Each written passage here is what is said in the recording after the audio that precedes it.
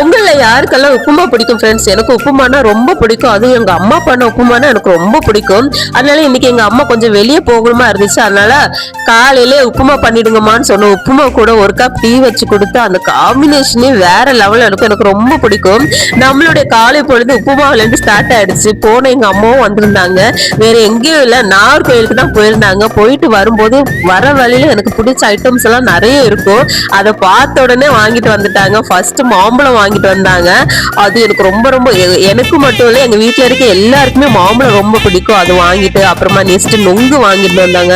நொங்கு எனக்கு all time favourite நொங்கு. ஸோ எனக்கு மட்டும் இல்லை, என் 2 பசங்களுக்கும் ரொம்ப நல்லா பிடிக்கும். இந்த சம்மர்ல நொங்கு சாப்பிடாம இருந்தா எப்படி, அதனால நொங்கு வாங்கிட்டு வந்தாங்க.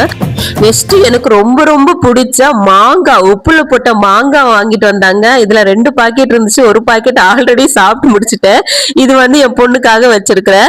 நெக்ஸ்ட் நம்மளுக்கு மாம்பழத்திலேயே ஒரு 3 வெரைட்டி மாம்பழம் வாங்கிட்டு வந்தாங்க. ஒவ்வொன்றும் ஒவ்வொரு டேஸ்ட்ல இருக்கும். இந்த மாம்பழம் ரொம்ப ரொம்ப ஸ்வீட்டா இருக்கும். மாம்பழத்தோட கலரை பார்த்தாலே சுண்டி இழுக்கும். அந்த அளவுக்கு மாம்பழ கலர்ல சூப்பரா இருந்துச்சு இந்த மாம்பழம். நெக்ஸ்ட் ஒரு கோல்டன் கலர்ல ஒரு மாம்பழங்க. இதை பார்த்தாலே அப்படி தகன்னு தங்க மாதிரி ஜொலிச்சிட்டு இருந்துச்சு. ஆனா வெளியே இருந்த ஜொலிப்பு உள்ள இல்ல. ஏன்னா இதோட டேஸ்ட் கொஞ்சம் கம்மியா தான் இருந்துச்சு மத்த 2 மேங்கோவை கம்பேர் பண்ணும்போது. நெக்ஸ்ட் பசங்களுக்கான ஸ்நாக்ஸ் எல்லாம் வாங்கிட்டு வந்திருந்தாங்க. அவங்களுக்கு நப்பாட்டி வாங்கிட்டு வந்தாங்க. நப்பாட்டிலே 3 ஃபிளேவர்ஸ் வாங்கிட்டு வந்திருந்தாங்க.